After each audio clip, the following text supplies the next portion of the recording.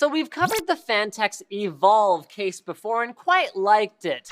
But when they announced an ITX version that was quite large for an ITX case, we were a little skeptical because, one of the major benefits of going to an ITX motherboard, you lose all that expansion, is that you get a smaller system out of the deal.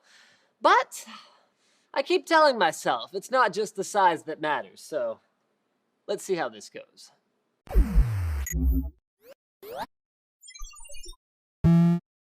Now, at first glance, it looks nearly identical to its bigger brother, but dig a little deeper and you start to see the differences. The buttons are no longer awkwardly on the right side, but more conveniently on the front now. The power button is on top, while the USB 3 ports, headphone and microphone jack, and reset button are now in front. The front panel easily comes off to reveal the fan filter, and Anthony especially likes how the LED power indicator isn't wired to the panel itself, something that can be a real bear if you ever want to take that panel off and mod it and you gotta rip all those wires out of there and then you gotta feed them all back to the stupid thing. The ITX version is nearly half the price of the bigger brother, but funnily enough, even a cheap Phanteks case seems to be better constructed than many high-end cases from other manufacturers. It's very strong and constructed from steel, but the front panel is now plastic. With that said, the biggest disappointment we found were the side doors. They no longer sit on a hinge. They use the old, boring-style clip along the top and bottom system.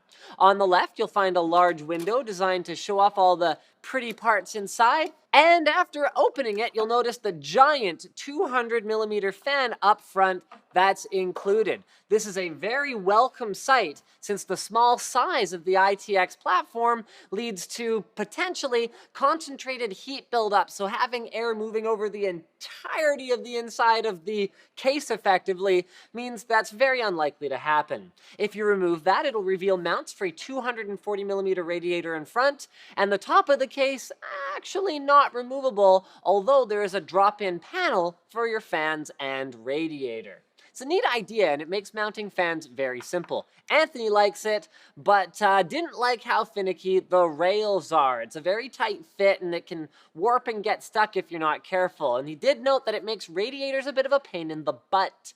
If you're mounting a closed-loop cooler like an H100i, you now have to slowly lower the radiator in while simultaneously mounting the CPU block. You can't mount the CPU block first, then slide the panel in. There's just not enough slack in your tubes for that, unless you go with, I'm just trying to think what one of the ones, Swiftex is kind of it has long tubes, but it's just, well, probably also wouldn't work. Enough about water cooling, though. Let's talk about the elephant in the room, or actually the heatsink in the case. Yes, that is a Noctua NHD15 inside an ITX case. It easily fits one of the largest CPU coolers on the market today. There's even an inch of room above and behind it as well, in case you need more fans.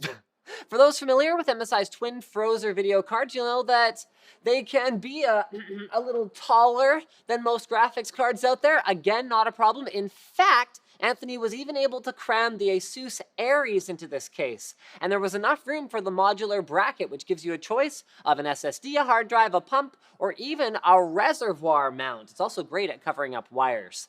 Speaking of wires, this is one of the easiest cases to cable manage, although that is something we've seen in the past with larger ITX cases. They tend to have a little bit more room in them for cables. Duh. On the back, there's over an inch of space behind the motherboard, and if you move forward a little, it opens up to around 2 inches at the front.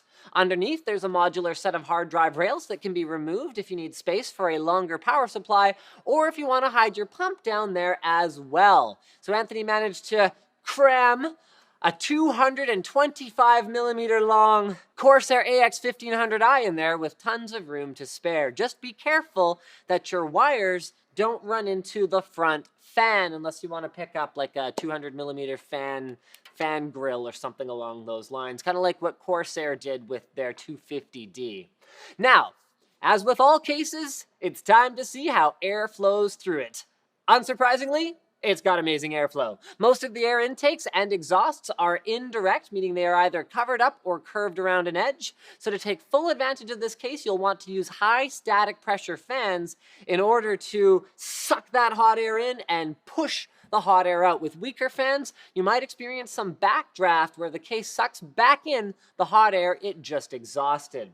Now, even though this is a pretty big ITX case, it's still smaller than something like a BitPhoenix Prodigy. In fact, Anthony figures, wow, this is a strong statement, this is the smartest ITX case he's built in yet, and it's easy to see why. The most impressive thing about it is accessibility. Every area is accessible with both of your hands in spite of the non-removable top, so you can easily hold on to a component as well as mount or remove it. With some cases, it doesn't matter if you can get your hand inside if you can't reach the screw. So I guess you could say it's pretty fantastic.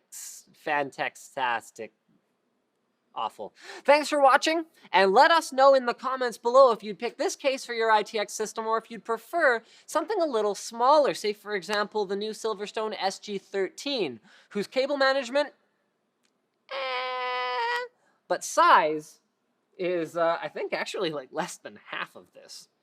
And as usual, don't forget to like and subscribe for more videos from NCIX.